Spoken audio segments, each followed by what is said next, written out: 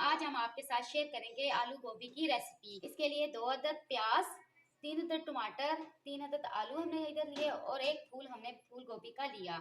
और मसालों में हमने मिर्च, नमक, जीरा और हल्दी। और ये जो मसाला है ये सब्जी मिक्स मसाला है जो हम इसका मसाला बना के ऊपर से डालेंगे। इसमें डालेंगे ऑयल, काट लेंगे। अब हम प्याज को हल्का हल्का ब्राउन होने के लिए छोड़ दें। हमारा प्याज ब्राउन हो चुका है। अब इसमें हम ऐड करेंगे टमाटर और साथ ही हम इसमें ऐड करेंगे मसाले जो हमने आलू हमने अब डाल दिए हैं। इन आलूओं को हमने पूरा नहीं पकाना, सिर्फ कच्चा पक्का पकाना है कि ताकि जब हम गोभी डालें गोभी के साथ आलू जो है वो पक जाए। अब ये आलू हाफ रेडी हो चुके हैं। अब इसमें हम डालेंगे गोभी।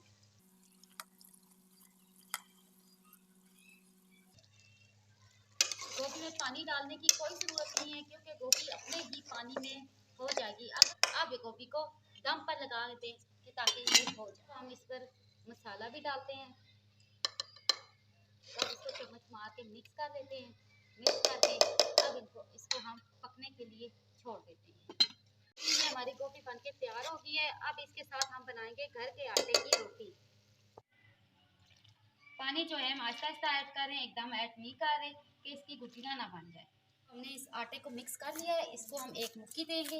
मुट्ठी दे के फिर हम इसमें नमक शामिल करेंगे। नमक डालने से ये होता है कि आटा परात के साथ नहीं चिपकता और हाथों के साथ भी नहीं चिपकता और रोटी पकाने में अच्छा टेस्ट आता है। ये आटा अब हमारा गूंद के तैयार हो गया।